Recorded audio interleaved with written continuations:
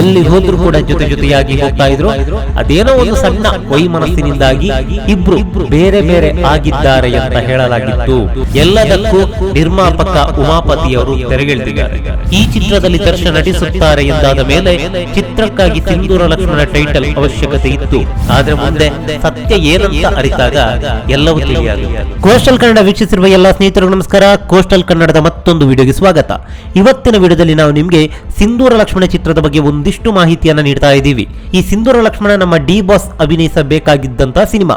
ಈ ಚಿತ್ರವನ್ನ ರಾಬರ್ಟ್ ಚಿತ್ರದ ನಿರ್ಮಾಪಕ ಉಮಾಪತಿ ಅವರು ನಿರ್ಮಾಣ ಮಾಡಬೇಕಿತ್ತು. ಹಾಗೆ ಇದೇ ರಾಬರ್ಟ್ ಚಿತ್ರದ ನಿರ್ದೇಶಕರಾದಂತಹ ತರುಣ್ ಸುಧೀರ್ ಅವರು ಸಿಂಧೂರ ಲಕ್ಷ್ಮಣ ಐತಿಹಾಸಿಕ ಸಿನಿಮಾಗೆ ಆಕ್ಷನ್ ಕಟ್ ಹೇಳಬೇಕಾಗಿತ್ತು. ಹಾಗೆ ಈ ಚಿತ್ರದ ಸ್ಕ್ರಿಪ್ಟ್ ಪೂಜೆ ಕೂಡ ನಡೆದಿತ್ತು. ರಾಬರ್ಟ್ ಚಿತ್ರದ ಸಂದರ್ಭದಲ್ಲಿ ದರ್ಶನ್ ಹಾಗೆ ಉಮಾಪತಿ ಅವರು ಸಿಕ್ಕಾಪಟ್ಟೆ ಆತ್ಮೀಯರಾಗಿದ್ರು. ಎಲ್ಲಿ ಹೋದ್ರೂ ಕೂಡ ಜೊತೆಯಾಗಿ ಹೋಗ್ತಾ ಇದ್ರು. ಅದೇನೋ ಒಂದು ಸಣ್ಣ ವೈಮನಸ್ಸಿನಿಂದಾಗಿ ಇಬ್ರು ಬೇರೆ ಬೇರೆ ಆಗಿದ್ದಾರೆ ಅಂತ ಹೇಳಲಾಗಿತ್ತು. ಇದರಿಂದ ಸ್ಕ್ರಿಪ್ಟ್ ಪೂಜೆ ನಡೆದಂತಹ ಈ ಸಿಂಧೂರ ಲಕ್ಷ್ಮಣ ಸಿನಿಮಾ ತೆರೆ ಕಾಣುವುದು ಡೌಟ್ ಅಂತ ಗಾಳಿ ಸುದ್ದಿ ಹಬ್ಬಿತ್ತು. ಆದರೆ ಯಾವುದಕ್ಕೂ ಕೂಡ ನಿಖರವಾದಂತಹ ಉತ್ತರ ಸಿಕ್ಕಿರಲಿಲ್ಲ. ಆದರೆ ಇವೆಲ್ಲದಕ್ಕೂ ಇದೀಗ ತೆರೆ ಬಿದ್ದಿದೆ. ಎಲ್ಲ ಅಂದುಕೊಂಡಂತೆ ನಡೀತಾ ಇದ್ರೆ ಈಗಾಗಲೇ ಸಿಂಧೂರ ಲಕ್ಷ್ಮಣ ಚಿತ್ರದ ಚಿತ್ರೀಕರಣ ಕೂಡ ನಡಿಬೇಕಾಗಿತ್ತು. ಆದರೆ ಈ ವೈಮನಸ್ಸಿನಿಂದಾಗಿರ್ಬೋದು ಅಥವಾ ಇನ್ಯಾವುದೋ ಕಾರಣಗಳಿಂದಾಗಿರ್ಬೋದು ಈ ಚಿತ್ರ ಆ ಬಳಿಕ ಏನಾಯ್ತು ಅಂತ ಹೇಳಿದ್ರೆ ಬರೀ ಪ್ರಶ್ನಾರ್ಥಕವೇ ಆಯಿತು. ಯಾವುದಕ್ಕೂ ನಿಖರವಾದಂತಹ ಉತ್ತರ ಸಿಕ್ಕಿರಲಿಲ್ಲ.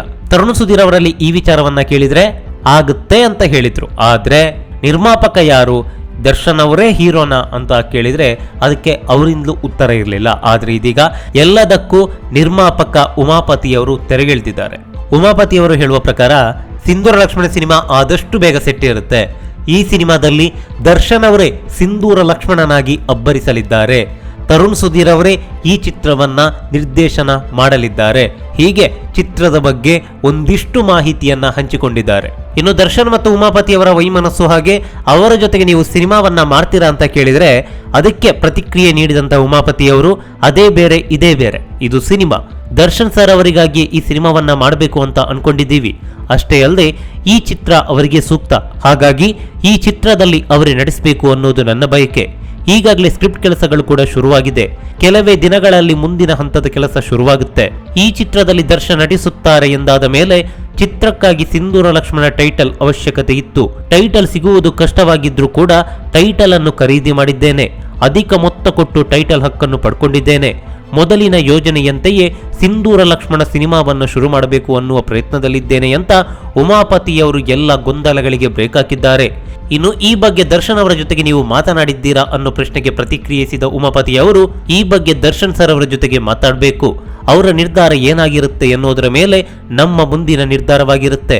ಅವರು ಓಕೆ ಅಂದ್ರೆ ಖಂಡಿತವಾಗಿಯೂ ಸಿನಿಮಾವನ್ನ ಮಾಡ್ತೀನಿ ಅಂತ ಉಮಾಪತಿಯವರು ಪ್ರತಿಕ್ರಿಯೆ ನೀಡಿದ್ದಾರೆ. ಹಿಂದೆ ನಡೆದದ್ದು ನಡೆದೋಯ್ತು. ಅದು ಏನೇ ಆಗಿರ್ಬೋದು ಅವರ ಮಧ್ಯೆ. ಅದು ಯಾಕಾಗಿ ಇಬ್ಬರ ನಡುವೆ ವೈಮನಸ್ಸು ಉಂಟಾಯಿತೋ ಗೊತ್ತಿಲ್ಲ. ಗೆಳೆಯರಂದ್ರೆ ಇವೆಲ್ಲ ಸಾಮಾನ್ಯ. ಕೋಪ ಬರುತ್ತೆ, ಏನೋ ಒಂದಿಷ್ಟು ಮಾತಾಡ್ತೀವಿ, ಅದು ಯಾರ್ಯಾರಿಗೋಸ್ಕರ ನಾವು ಕಚ್ಚಾಡ್ತೀವಿ. ಆದ್ರೆ ಮುಂದೆ ಸತ್ಯ ಏನಂತ ಅರಿತಾಗ ಎಲ್ಲವೂ ತಿಳಿಯಾಗುತ್ತೆ. ಉಮಾಪತಿಯವರಿಗೆ ಇದೀಗ ಎಲ್ಲವೂ ರಿಯಲೈಸ್ ಆಗಿದೆ ಅಂತ ಅನಿಸುತ್ತೆ. ಅದೇ ರೀತಿ ದರ್ಶನ್ ಅವರಿಗೂ ಕೂಡ ಉಮಾಪತಿಯವರದ್ದು ಇದರಲ್ಲಿ ಏನು ತಪ್ಪಿಲ್ಲ, ಯಾವುದೋ ಒಂದು ವಿಷಯಗಳಿಗೆ ಏನೋ ಒಂದು ಆಯಿತು, ಮತ್ತೆ ನಾವು ಒಂದಾಗೋಣ ಅಂತ ಅನಿಸ್ಲಿ ಅನ್ನೋದೇ ನಮ್ಮ ಹಾರೈಕೆ. ಅದೇನೇ ಇರಲಿ, ಆದಷ್ಟು ಬೇಗ ಉಮಾಪತಿ ಮತ್ತು ದರ್ಶನ್ ಅವರು ಒಂದಾಗ್ಲಿ. ಸಿಂಧೂರ ಲಕ್ಷ್ಮಣ ಪಾತ್ರದಲ್ಲಿ ಡಿ ಬಾಸ್ ಅನ್ನು ಇಡೀ ಪ್ರಪಂಚವೇ ನೋಡುವಂತಾಗ್ಲಿ ಅನ್ನೋದೇ ನಮ್ಮ ಆಶಯ. ನಮಸ್ಕಾರ. ಎಲ್ಲಿ ಹೋದ್ರೂ ಕೂಡ ಜೊತೆಯಾಗಿ ಹೋಗ್ತಾ ಇದ್ರು. ಅದೇನೋ ಒಂದು ಸಣ್ಣ ವೈಮನಸ್ಸಿನಿಂದಾಗಿ ಇಬ್ರು ಬೇರೆ ಬೇರೆ ಆಗಿದ್ದಾರೆ ಅಂತ ಹೇಳಲಾಗಿತ್ತು. ಎಲ್ಲದಕ್ಕೂ ನಿರ್ಮಾಪಕ ಉಮಾಪತಿಯವರು ತೆರೆಗೆಳೆದಿದ್ದಾರೆ. ಈ ಚಿತ್ರದಲ್ಲಿ ದರ್ಶನ್ ನಟಿಸುತ್ತಾರೆ ಎಂದಾದ ಮೇಲೆ ಚಿತ್ರಕ್ಕಾಗಿ ಸಿಂಧೂರ ಲಕ್ಷ್ಮಣ ಟೈಟಲ್ ಅವಶ್ಯಕತೆ ಇತ್ತು. ಆದ್ರೆ ಮುಂದೆ ಸತ್ಯ ಏನಂತ ಅರಿತಾಗ ಎಲ್ಲವೂ ತಿಳಿಯಾಗಿದೆ. ಈ ಮಾಹಿತಿ ನಿಮ್ಗೆ ಇಷ್ಟವಾಗಿದ್ರೆ ಲೈಕ್ ಮಾಡಿ, ಶೇರ್ ಮಾಡಿ. ಹಾಗೆ ನಮ್ಮ ಕೋಸ್ಟಲ್ ಕನ್ನಡ ಯೂಟ್ಯೂಬ್ ಚಾನಲ್ಗೆ ಸಬ್ಸ್ಕ್ರೈಬ್ ಮಾಡಿ. ನಮ್ಮ ಹೆಚ್ಚಿನ ಅಪ್ಡೇಟ್ಸ್ಗಳಿಗಾಗಿ ಕೋಸ್ಟಲ್ ನೆಟ್ವರ್ಕ್ ಇನ್ಸ್ಟಾಗ್ರಾಮ್ ಪೇಜ್ ಹಾಗೆ ಫೇಸ್ಬುಕ್ ಪೇಜ್ಗೆ ವಿಸಿಟ್ ಮಾಡಿ.